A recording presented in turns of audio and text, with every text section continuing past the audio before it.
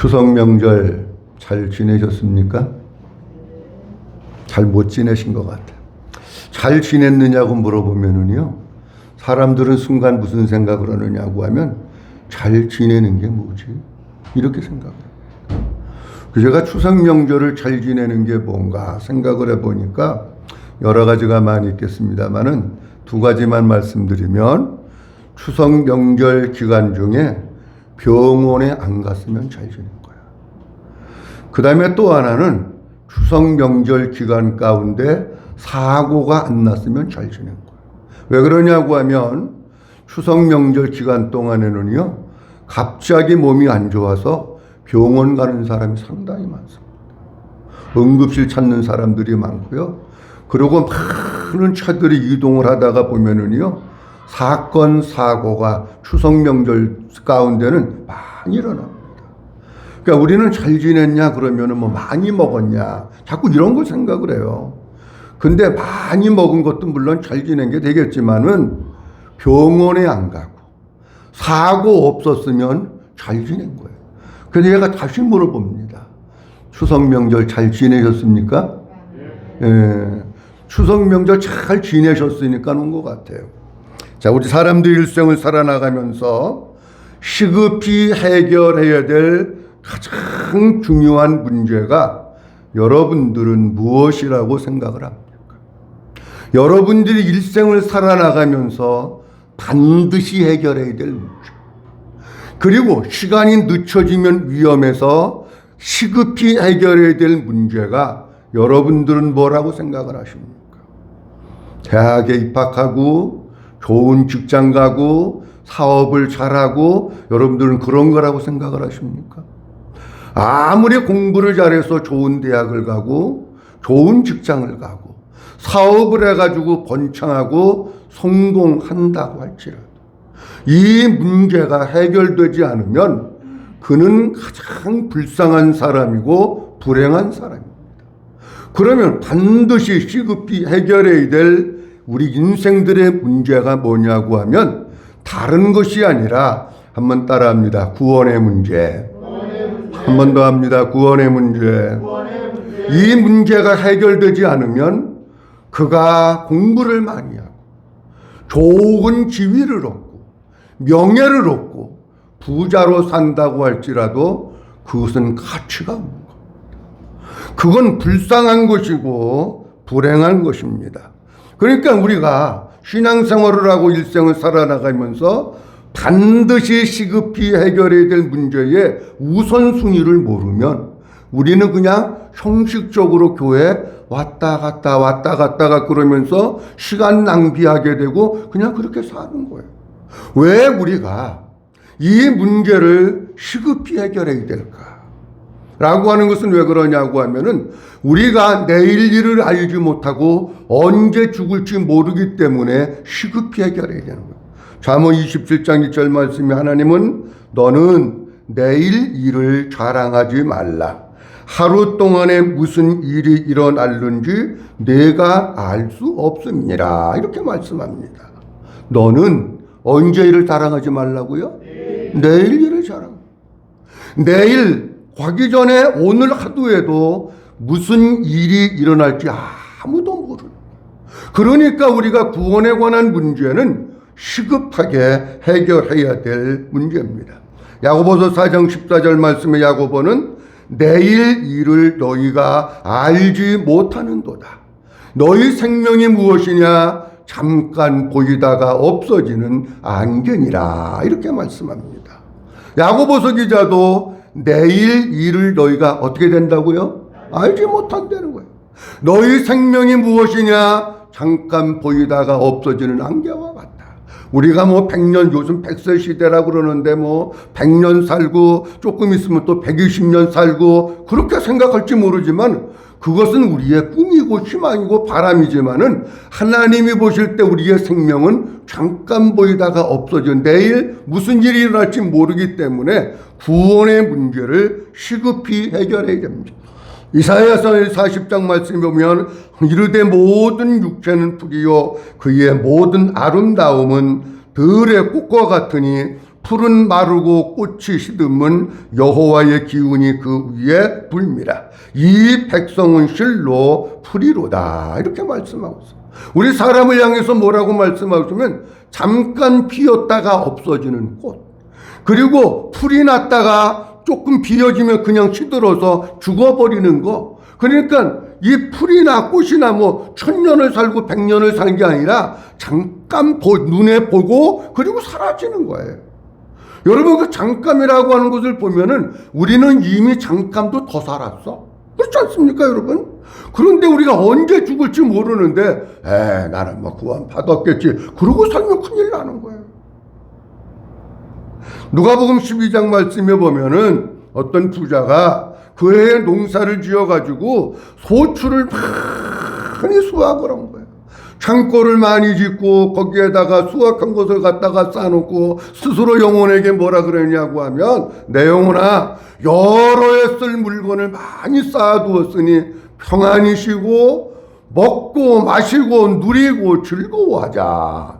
그랬더니 하나님이 이렇게 말씀하십니다. 하나님은 이르시되, 시작. 하나님은 이르시되, 어리석은 자여, 오늘 밤에 내 영혼을 보러 찾으리니 그러면 내 준비한 것이 누구 것이 되겠느냐 하셨으니, 하나님이 말씀해요. 이야, 나는 여러 해 동안 이제 먹고 마시고 즐기고 누리고 놀러 다니고 신나게 그렇게 살아야지. 그랬더니 하나님 뭐라고 말씀하시고 있느냐고 하면, 야, 어리석은 사람아, 오늘 밤에 내가 내 영혼을 불러가면 너는 끝이야. 그렇게 말씀하는 거예요. 여러분, 하나님이 우리를 언제 부르실지 아무도 모릅니다. 그러니까 시급히 해결해야 될 가장 중요한 문제가 구원의 문제입니다. 사도행전 16장 말씀에 보면은 바울과 실라가 복음을 전하다가 감옥에 갇힙니다. 그런데 바울과 실라가 복음을 전하다가 감옥에 갇혀서 찬송하고 기도하니까 옥문이 확 열려버리는 거예요. 이때 그 옥문을 지키고 있던 빌립보 감옥의 간수가 깜짝 놀래가지고 칼을 빼어서 자결을 하려고 합니다. 왜? 이 죄수들을 놓치면 내가 대신 죽으니까 자결을 하려고 그러니까 뭐라 그러냐고 하면은, 아니, 우리 안 도망갔으니까 죽지 말아라. 그러니까 이 간수가 바울과 실라 앞에 엎드리면서 인생의 가장 절박한 문제를 질문을 합니다. 자, 그들을 데리고 나가시자. 그들을 데리고 나가 이르되, 선생들이여, 내가 어떻게 하여야 구원을 받으리까 하거늘. 아멘.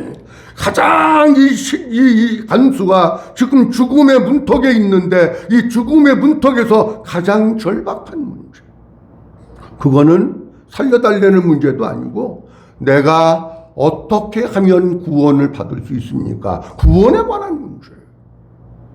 우리 인생에게 있어서 가장 중요한 구원의 문제는 반드시 구원의 필수 조건이 충족되어야 합니다. 오늘 말씀의 제목을 이렇게 잡았습니다. 한번 따라합니다. 구원의 필수 조건. 한 번 더 합니다. 구원의 필수 조건. 구원의 필수 조건이 충족돼야, 다시 말씀드리면 하나님이 정하신 구원의 기준을 내가 믿음으로 받아들여야, 그래야 그 사람이 구원받는 거예요. 근데 제가 보니까 이 세상에 너무나도 많은 교회 다니는 사람들이 착각 속에 살고 있어.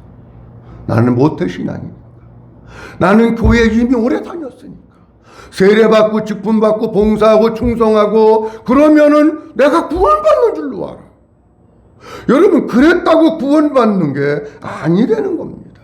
그것을 뭐라고 얘기하느냐고 하면, 지난주에 말씀드린 상상구원이라, 자기 혼자 스스로 착각해서 나는 구원 받았겠지, 아니 내가 천국 안 가면 도대체 누가 가, 저 사람 같은 사람은 천국 못 가, 스스로 그러는 사람들이 너무 많다고 하는 겁니다. 이 구원의 필수 조건이라고 하는 것은 다른 말로 얘기하면 절대 조건입니다. 이 절대 조건을 내가 받아들이지 않고 그 절대 조건을 충족시키지 않으면 누구도 구원받을 수 없습니다. 우리가 학교를 다니는데 고등학교까지는 학교에서 시간표가 다 나옵니다. 1교시 뭐하고 다 나오는데 대학교를 딱 들어가면은 시간표를 자기가 짭니다. 그래서 학점 이수를 해야 되는데 옛날에는 140 학점 이수를 했어요. 4년 동안. 지금은 모르겠어요. 나 요새 학교 안 다녔으니까. 그러면 140 학점을 이수하는 가운데 전공 필수가 있고 교양 선택이 있습니다. 근데 전공 필수는 어떤 일이 있어도 이게 학점을 이수를 해야 졸업이 되는 거예요. 교양 과목이 많이 있는데 나는 이 교양 과목 듣기 싫어. 요거 들을 거야. 그거 상관없어요. 학점만 채우면 되는 거야. 근데 이거를 채우지 않으면은요, 절대로 그 학교를 졸업을 할 수가 없습니다. 성결대를 졸업한 학생이 하나 있었습니다. 성결대를 졸업하고 그리고 목사가 되려면은 과정이 좀 필요합니다. 여러 가지 과정들 많이 있지만 다 말씀드릴 수 없고, 하나는 성경종합고시, 창세기서부터 요한계시록까지 한 250문제 정도, 요즘엔 몇 문제 내는지 모르는데 250문제 정도가 나오는데, 그걸 종합고시를 봐가지고 패스를 하면은 졸업 맡을 때 총장 명의의 전도사 자격증을 줍니다. 그리고 또 하나는 뭐냐고 하면, 서류가 많은데 서류를 준비해서 주방회 때, 졸업하는 그 연도에 주방회 때에 전도사 시치를 해야 돼요. 그러니까 전도사 시치를 해서 합격을 하고 개교회에서 전도사로 청빙을 해서 전도사 경력이 쌓여져야 목사 안수를 받는 길이 열리는 거예요. 어떤 학생이 성결대를 졸업하고 목사가 된다고는 꿈을 가지고 갔는데 전도사 시치를 하려고 그러니까 전도사 시치가 안 되는 거예요. 그래가지고 뒤늦게 왜 그런가 알아봤더니 전공 필수 과목 하나가 누락이 된 거예요. 아버지가 목사님인데, 우리 교단 목사님이신데, 아버지가 학교 가서 뭐 사람들 만나고 사정해보고 뭐 기로도 보고 뭐 해봤는데 이미 사정이 다 끝났기 때문에 안 된다는 거예요. 아니, 전공 필수 과목 하나 안 했어, 이수를. 학점이 3학점인지 4학점인지는 모르지만 안 했는데, 그래가지고 진로를 바꾸는 그런 일이 있었어요. 여러분, 대학교도요, 아버지가 교단 목사님이라고 가서 이거 해가지고 과목 이수 안 왔는데 그거 해주고 그러는 거 없어요. 우리가 하나님 앞에서 구원이라고 하는 것도 잘 알으셔야 될 게, 내가 그동안에 열심히 하나님 앞에 했는데, 아니, 그게 아니에요. 여러분들의 아버지가, 여러분들의 어머니가 신앙생활 잘했는데, 아니, 그거 상관없어요. 오늘 그래서 구원의 필수 조건이 뭔가? 본문 말씀을 보면 몇 가지 말씀을 드리려고 하는데, 첫째로는 내 말을 들어야 한다고 하십니다. 한번 따라합니다. 내 말을 들어야 한다고 하십니다. 오늘 24절 말씀에 보면 주님이 이렇게 말씀하십니다. 내가 진실로 진실로 너희에게 이르노니, 그 다음 뭐라고 되어 있어요? 내 말을 듣고. 한번 따라합니다. 내 말을 듣고. 요 내 말을 듣고라고 하는 단어 속에는 잘라서 두 가지를 생각을 해야 됩니다. 하나는 뭐냐고 하면 내 말은 무엇인가 하는 거. 그렇죠? 그 다음에 또 하나는 듣는다고 하는 의미는 뭔가 하는 것을 두 가지를 구분해서 설명을 드려야 돼요. 자, 여기 내 말을 듣고라고 했는데, 내 말은 누구 말이냐고 하면 지금 이 말을 예수님께서 하시고 있는 거예요. 그러니까 내 말이라고 하는 것은 누구 말씀이에요? 예수님 말씀이죠. 내 말은 어떤 교주의 말이 아니에요. 내 말은 어떤 신학 박사의 말이 아니에요. 우리 한국교회 강단에 약간 위험한 게 뭐냐고 하면, 아니, 주님의 말씀이 권위 있는 거지 누구 박사의 말이 권위 있는 게 아니잖아요. 근데 주님의 말씀을 자꾸 제쳐놓고 누가 무슨 얘기를 하고 누구 박사가 무슨 얘기를 하고, 이런 게 너무 많아요. 왜 이단들은 거기서 못 태어나느냐? 주님의 말씀이 생명이 아니고 교주의 말이 생명이고 우선이기 때문에 이단에 빠지게 되면 못 나오는 거예요, 거기서. 주님의 말씀을 잘 들어요. 주님이 전하신 말씀 많이 있잖아요. 그 가운데서도 핵심적인 말씀을 잘 들어야 된다는 거예요. 그럼 주님이 전하신 말씀의 핵심은 뭐냐고 할 것 같으면, 예수님이 이 세상에 왜 오셨는가, 그거를 분명히 알아야 되는 거예요. 마태복음 1장 21절 말씀에 보면, 아들을 낳으리니 이름을 예수라 하라. 이는 그가 자기 백성을 그들의 뭐에서 어떻게 한다고요? 예수님이 이 세상에 오신 것은 다른 거 아니에요. 자기 백성을 죄에서 구원하시기 위해서 오신 거예요. 믿으시면 아멘. 자기 백성을. 누가복음 19장 10절 말씀에 보면 우리 주님은 이렇게 말씀하십니다. 다 같이 한번 읽어봅니다. 시작. 인자가 온 것은 잃어버린 자를 찾아 구원하려 함이니라. 아멘. 인자는 누구냐고 하면 예수님이에요. 예수님이 이 세상에 오신 것은 왜 오셨느냐? 잃어버린 사람을 찾아서 뭐 하려고요?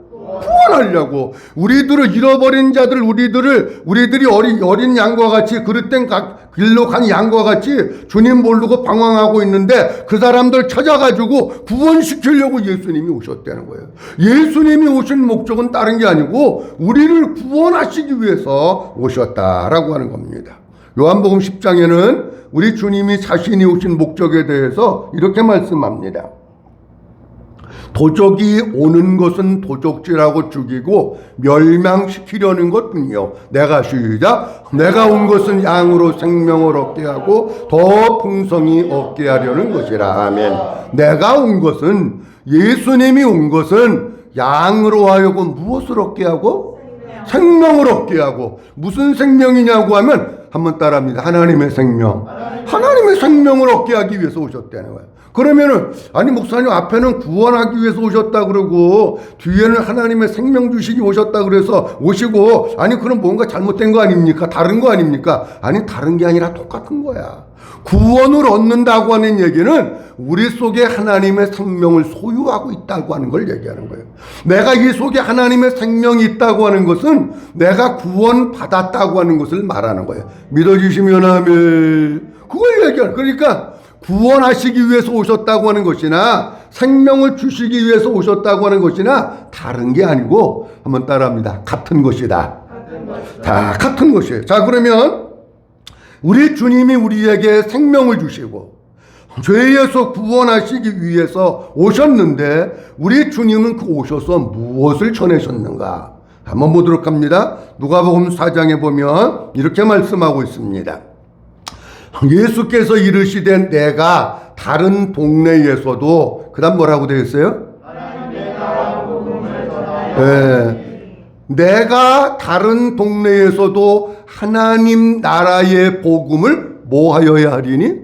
전하여. 나는 이 일을 위하여 뭐 했다고요? 하나님의 보냄을, 하나님이 예수님을 이 세상에 보내신 목적이 있어요. 왜 보냈느냐고 하면 하나님 나라의 복음을 전하라고 보내신 거예요. 우리는 자꾸 하나님 나라 그러면은 또, 아니 어떤 때는 막 천국이라 그랬다, 어떤 때는 하나님 나라라 그랬다, 뭐 이랬다고 생각하시는 분이 혹시 있을지 모르지만 하나님 나라는 다시 얘기하면 천국이에요. 하나님 나라의 복음을 전한다고 하는 것은 천국 복음을 전하기 위해서 예수님이 오셨다라고 하는 겁니다. 마가복음 1장 14절 15절 말씀에 보면 요한이 잡힌 후에 예수께서 갈릴리에 오셔서 뭐를 전파하여? 하나님 나라의 복음을 전파했다고 그러잖아요. 하나님 나라의 복음을 전파하면서 내가 자꾸 하나님의 나라가 가까이 왔으니 회개하고 뭐를 믿으라고요? 복음을 우리에게 전하시는 이유, 천국 복음, 하나님 나라의 복음을 전하시는 이유는 지식으로 들으라고 전하는 거 아니에요. 어떻게라고? 믿으라고 전하죠. 아무리 지식으로 많이 가지고 있어도 믿지 않으면 그 사람은 구원이 없는 겁니다. 마태복음 4장 17절 말씀에 보면 예수님이 40일 동안 금식을 하시고 영적인 마귀와의 싸움에서 승리하시고 비로소 나가서 복음, 여기 비로소 그랬는데 비로소 복음을 전하시는데 이때부터 시작, 이때부터 예수께서 비로소 전파하여 이르시되 회개하라 천국이 가까웠느니라 하시더라. 아멘. 예수님이 마귀와의 영적인 싸움에서 승리하시고 공생의 사역을 시작하시면서 비로소 복음을 전하셨는데 무슨 복음을 전하셨느냐고 하면 회개하라 천국이 가까웠느니라, 천국 복음을 전하신 거예요. 마태복음 9장에도 보면 우리 주님이 이렇게 말씀하십니다. 예수께서 모든 도시와 마을에 어떻게 하시면서? 모든 도시, 모든 마을, 곳곳에 두루두루 다니시면서 그들의 회당에서 가르치시며 그 다음에 뭘 전파하셨다고요? 천국 복음 전하셨다는 거예요. 우리 예수님이 우리를 구원하시기 위해서 오셨는데 반드시 뭔가를 전해야 되는데 예수님은 뭘 전하기 위해서 오셨느냐? 하나님 나라의 복음을 전하시기 위해서, 천국 복음을 전하시기 위해서 예수님이 세상에 오신 거예요. 그러니까 우리가 구원받으려면 반드시 뭐가 필요하느냐고 하면 내 말을 듣고, 무슨 말? 예수님이 전하신 천국 복음을 듣고 믿어야 되는 거예요. 천국 복음을 듣고도 머리로만 알고 있으면 구원 없는 거예요. 반드시 믿어야 그 사람이 구원을 받는 거예요. 두 번째로는 천국 복음을 들어야 한다고 말씀하십니다. 한번 따라합니다. 천국 복음을 들어야 한다고 하십니다. 내 말을 듣고 그랬잖아요. 여기 듣는다고 하는 단어에 여러 가지 많은 의미가 있는데 제가 다 말씀드리지 않고 몇 가지만 말씀드립니다. 하나는 어린 아이와 같이 순수한 마음, 겸손한 마음으로 들어야 한다고 하십니다. 자, 복음이 전해지면 받아들이지 않는 사람들이 많습니다. 제가 그동안 복음을 전하면서 보니까 복음을 전하면 안 받아들이는 사람들이 많아요. 머리로는 끄떡끄떡 그러는데 일일은 안 받아들여. 그래서 제가 가만히 봤어요. 왜 그럴까? 그랬더니 알고 있는 거예요. 머리로 나는 그거 다 알고 있습니다. 그러니까 여기 마음의 빗장을 걸어 잠그고 그리고 안 받아들이는 거예요. 그리고 어떻게 하느냐? 나는 알고 있으니까 나는 구원 받았다고 생각을 해요. 아니에요, 여러분. 근데 그런 사람들을 제가 그렇게 가만히 보니까 다 머리가 좋으신 분들, 다 똑똑하신 분들이에요. 내가 한마디 하면 30마디 할 수 있는 그런 분들이에요. 너무 똑똑하고 알고 있는 게 많고 말도 잘하고, 그러니까는 복음을 지식으로 알고 안 받아들이는 거예요. 그건 왜 그러느냐? 알고 있는데 안 받아들인다고 하는 얘기는 마음이 교만하다, 그걸 얘기하고 있는 거예요. 자, 열왕기상 3장에 보면 아버지 다윗이 세상을 떠나고 그 뒤에 누가 왕이 됐느냐고 하면 솔로몬을 다윗이 왕으로 세웠습니다. 솔로몬이 다윗을 왕으로 세워서 1000번제를 드리는데 7절 말씀에서부터 9절 말씀에 보면 이런 말씀이 있어요. 다 같이. 나의 하나님 여호와여, 주께서 종으로 종의 아버지 다윗을 대신하여 왕이 되게 하셨사오나 종은 작은 아이라 출입할 줄을 알지 못하고 왕께서 택하신 백성 가운데 있나이다. 그들은 큰 백성이라 수요가 많아서 셀 수도 없고 기록할 수도 없사오니 누가 주의 이 많은 백성을 재판할 수 있사오리까? 듣는 마음을 종에게 주사 주의 백성을 재판하여 선악을 분별하게 하옵소서. 아멘. 7절 말씀에 보면 다윗이 하나님 앞에 이렇게 얘기합니다. 종은 무슨 아이라? 작은 아이라. 뭐 할 줄도 모르고.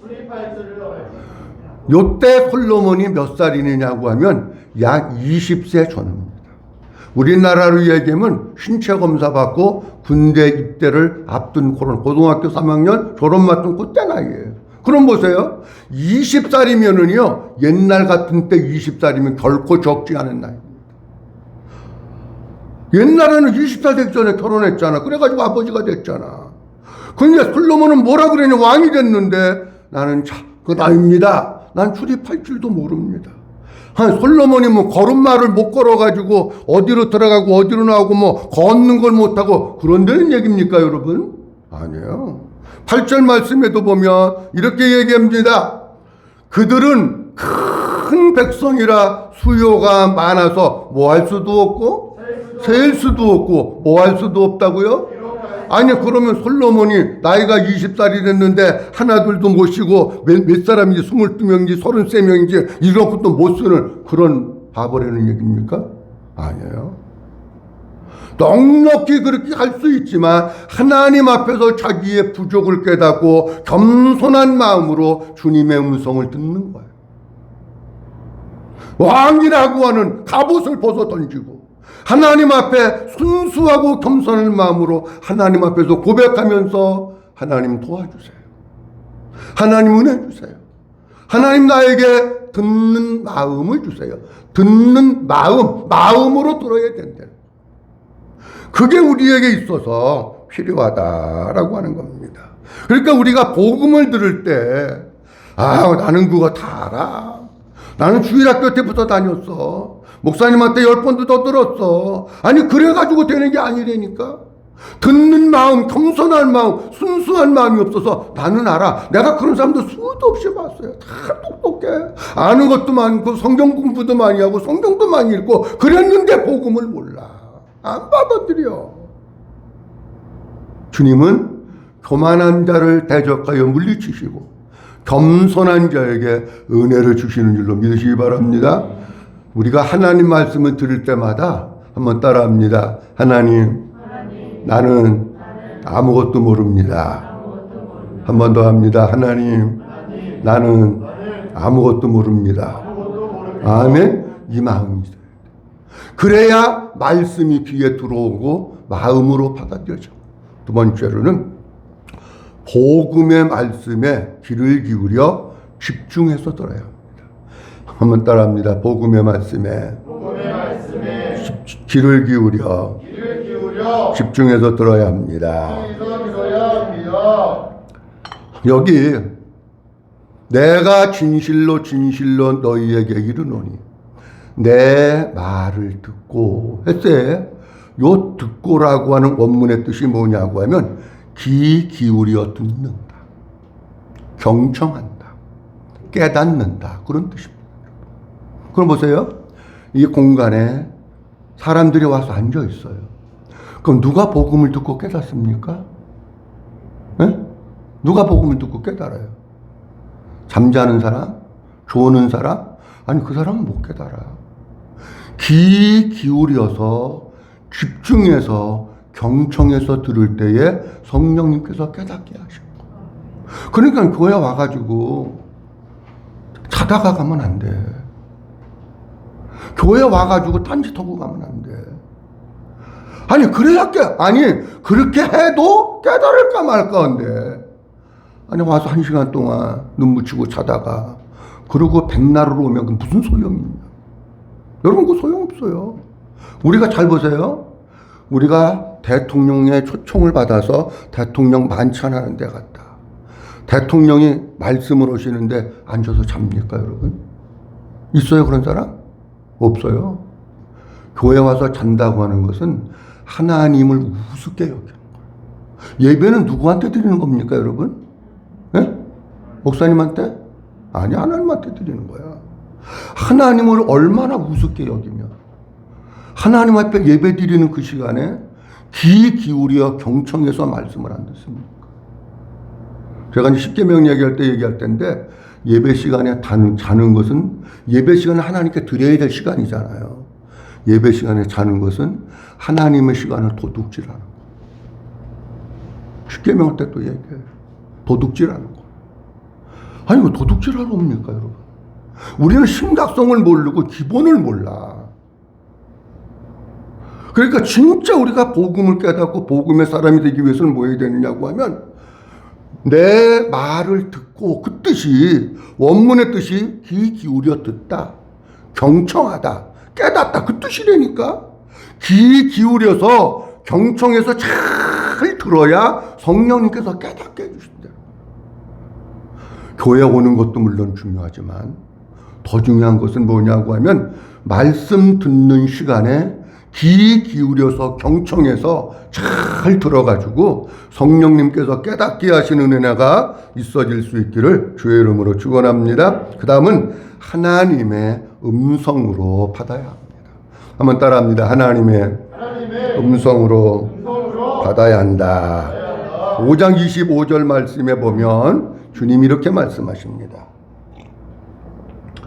5장 25절 나같이 한번 봅니다. 진실로 시작. 진실로 너희에게 이르노니 죽은 자들이 하나님의 음성을 들을 때가 오나니 곧 이때라. 듣는 자는 살아나리라. 아멘. 너무 중요한 말씀이에요. 예수님이 진짜 중요한 말씀을 하실 때는 진실로 진실로라고 하는 말씀을 2번 쓰셔요. 진짜 우리로 얘기하면 학교에서 선생님이 시험 공부 뭐 이런 거 하면서 요거는 나온다고 별 5개 요거하고 똑같은 거야. 진실로 진실로. 내가 진실로 진실로 너희에게 이르는 내 말을 듣고 또 나 보내신 이를 믿는 자는 그랬잖아요. 근데 25절에 또 그러셔. 내가 진실로 진실로 너희에게 이르노니 죽은 자들이 하나님의 뭐를 들어야 된다고요? 하나님의 음성을 들어야 된다잖아. 그래야 살아난대잖아. 여러분, 그러면 이 죽은 자들이 어떤 죽은 자들이냐? 물론 저 땅속에 있는 죽은 자들, 예수 믿고 죽은 자들이 우리 주님 오실 때 뭐 듣는 것도 있겠지만 실제적으로는 영적으로 우리 죽은 사람들이 살아나는 길은 뭐냐고 하면은요, 주님의 음성을 들어야 내가 살아난대요. 그러니까 교회 와서 말씀, 예수님이 전하신 복음의 말씀을 들을 때에 하나님의 음성으로 받아야 돼. 하나님의 음성으로 들어야 돼. 아멘. 이게 하나님의 음성으로 들려줘야 그래야 내 영혼이 산다니까. 아니 와가지고 앉아있는데 하나님의 음성으로 안 들리는 거야 이게. 그러니까 뭐예요? 내 영혼이 안 사는 거야. 아버지의 음성을 들어야 사는데 아버지의 음성으로 안 들리니까 영혼이 안 사는 거야. 죽는 거야. 교회는 나와서 앉아있는데 속사람은 그냥 죽어있는 거야. 껍데기만 있어. 바리새인같이 그냥 있는 거야. 그러니까 우리가 교회 일찍 와서 오늘도 주님의 음성을 듣기를 위해서 기도하고 준비하고 해야 되는 게 그래서 오는 거예요. 그래서 우리가 예수님이 전하신 복음의 말씀을 듣는데 하나님의 음성으로 들을 수 있기를 주의 이름으로 축원합니다. 마지막 믿어야 한다고 하십니다. 내가 진실로 진실로 너희에게 이르노니 내 말을 듣고 또 나 보내신 이를 뭐하는 자는? 믿는 자는. 믿는 자. 그럼 믿어야 되는 거예요. 자, 그런데 요한복음 6장 40절 말씀에도 보면 우리 주님이 이렇게 말씀하고 있습니다. 내 아버지의 뜻은 아들을 보고 뭐하는 자마다? 믿는 자마다 뭐를 얻는 것이니? 아버지의 뜻이 있어 우리를 향하신. 그게 뭐냐고 하면 아들을 보고 한번 따라합니다. 믿는 자마다. 뭘 얻는 거예요? 영생을 얻는 거예요. 근데 24절 말씀에는 이렇게 말씀합니다. 내 말을 듣고 또 나 보내신 이를 믿는 자는 뭐를 얻었고? 영생을 얻었고. 요한복음 6장이나 같은 말씀이에요, 여러분. 믿지 않으면 영생이 없어요. 근데 여기 요한복음 5장에서는 나 보내신 이를 믿는다. 예수님이 이 세상에 오신 것은 본인이 오고 싶어서 온 게 아니에요. 아까도 말씀드렸습니다. 하나님이 나를 이 하나님 나라의 복음을 전하기 위해서 보내셨다 그러잖아. 그러니까 예수님은 이 세상에 하나님이 보내셨기 때문에 온 거예요. 그러면 나 보내신 이가 누구냐? 그분이 하나님이셔요. 나 보내신 이 하나님을 믿는 거예요. 그러면 이 얘기는 무슨 얘기냐고 하면 하나님을 믿는다고 하는 것은 하나님이 보내셔서 보내심을 받은 자 예수 그리스도를 믿는 거를 얘기하는 거예요. 이해가 되셨으면 아멘. 아이고 어떤 때는 하나님 믿으라 그랬다. 어떤 때는 예수님 믿으라 그랬다. 왜 이렇게 어렵다냐. 아니 어려운 게 아니야. 나 보내시니 하나님을 믿으면 나를 보내신 하나님을 믿으면 하나님이 보내신 자 예수 그리스도를 믿는다 그 뜻이에요. 자 그러면 믿는다고 하는 것에 가장 기본적인 의미가 있어요. 여러분 우리가 믿는 것이 뭔가를 자꾸 어렵게 얘기를 하니까 이해가 안 되는 거예요. 믿는다고 하는 것의 가장 기본적인 의미는 뭐냐고 하면 한번 따라합니다. 받아들임. 한 번 더 합니다. 받아들임. 받아들이는 거예요. 믿는다고 하는 것의 가장 기본적인 의미가 받아들임입니다. 자 그러면 제가 조금 쉽게 예를 들어서 말씀을 드립니다. 남자가 있고 여자가 있는데 연령이 꽉 차가지고 결혼할 때가 가까웠어요. 누군가의 주선을 통해 가지고 만남이 이루어졌습니다. 한 번 만나보고 2번 만나보고 3번 만나봤더니 꼭 사기꾼 같아. 도둑놈 같아. 깡패 같아. 정신분열자 같아. 그러면은 그 사람을 상대방이 믿겠어요? 안 믿겠어요? 안 믿어요. 안 받아들이는 거예요. 그런데 누군가의 주선을 통해서 만났는데 남자도 그렇고 여자도 그렇고 만날수록 호감이 생기고 뭔가 믿음이 가. 믿음이. 이 사람한테 나를 맡기면 이 사람이 내 일생 동안 나와 함께 살면서 나를 책임져주고 우리 가정을 책임져주겠구나 하는 믿음이 가. 믿음이 갈 때에 뭐를 하느냐고 하면 그를 마음으로 받아들이는 거예요. 마음으로 받아들이면서 뭐가 되느냐고 하면 결혼이 이루어지는 것이고 둘이 한 몸을 이루어 부부가 되어서 가정을 꾸미면서 사는 거예요.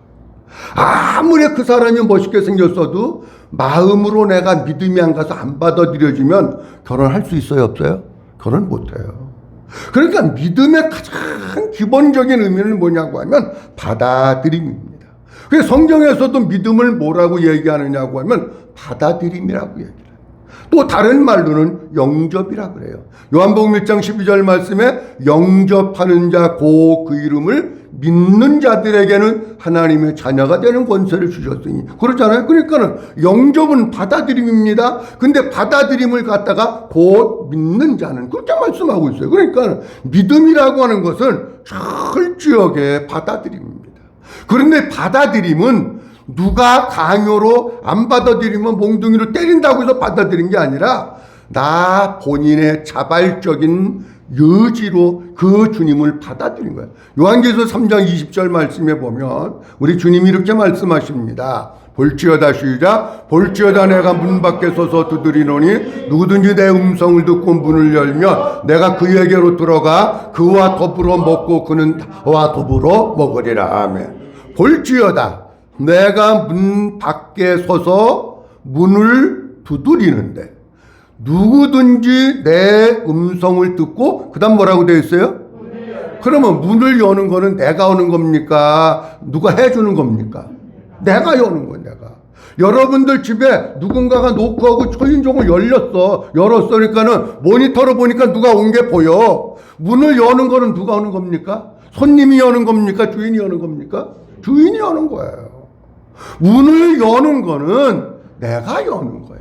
아무리 목사가 복음을 전하고 예수님 받아들이고 영접하고 모셔줘야 된다고 얘기해도 문을 걸어 잠근 사람은 예수님이 못 들어가. 그리고 문을 열면 내가 그에게로 들어가 그와 더불어 먹고 그는 나와 더불어 뭐하리라? 먹으리라. 뭘 말씀하고 있느냐고 하면 잘 들으세요. 신앙생활은 예수님을 내 마음으로 받아들이는 거예요. 예수님을 마음에 영접하는 거야. 예수님 내 마음에 오셔서 나의 주인이 되어주세요. 나의 왕이 되어주세요. 나의 생명이 되어주세요. 그리고 내 안에 영원토록 계셔서 내 주님 나와 함께 사세요. 그거예요. 그걸 받아들이면은 신앙생활이라고 하는 것은 뭐냐면 이제 내 안에 나의 주인이요 생명으로 오신 그 주님과 한번 따라합니다. 함께 사는 것. 그게 봐. 함께 사는 것.